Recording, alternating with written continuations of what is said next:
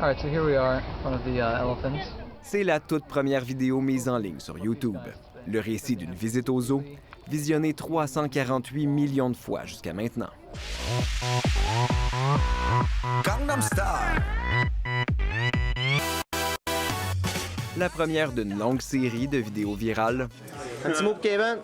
Ouais, Kevin, bonne fête, man. diffusées sur la plateforme depuis maintenant 20 ans. La qualité du contenu qui est produit sur YouTube, comment elle a monté de façon exponentielle si on part justement de ses premières vidéos maison à en ce moment des productions comme la chaîne québécoise Shaheen, qui est une des chaînes les plus écoutées au Québec, qui produit une émission de télé de plus que 22 minutes chaque semaine. Mounir Kadouri a créé sa propre chaîne en 2019. Aux dernières élections provinciales, il a réalisé des entrevues avec les principaux chefs de parti.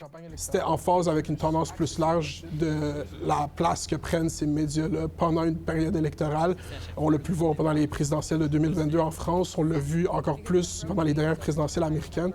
Parce qu'avec plus de 2,5 milliards de visiteurs l'an dernier, YouTube est devenu un incontournable du paysage médiatique. Les politiciens et politiciennes n'ont pas le choix de passer par cette plateforme-là aussi pour se faire connaître davantage auprès des jeunes.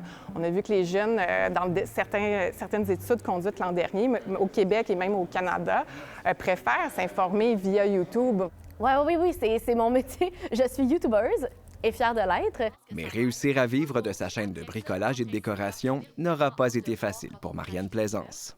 Ça a été des années à ne pas faire $1 pour finalement commencer graduellement à en faire. C'était vraiment la persistance, être là semaine après semaine. Les gens ils ont fini par me découvrir. Et le défi est particulièrement grand pour les créateurs francophones. C'est sûr que des fois, je me suis posé la question, si je parlais anglais, si je parlais pas des choses le fun à faire à Montréal, c'est sûr que tu touches plus de monde. Mais en même temps, je voulais faire de quoi pour les gens ici. YouTube a été racheté par Google en 2006, conférant aux géants du Web un pouvoir énorme sur le contenu consommé dans le monde.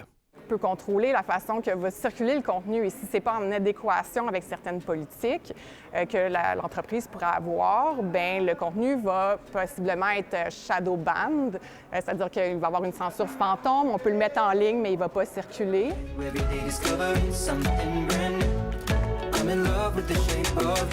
Et si vous vous demandiez quelle est la vidéo la plus visionnée depuis la création de la plateforme,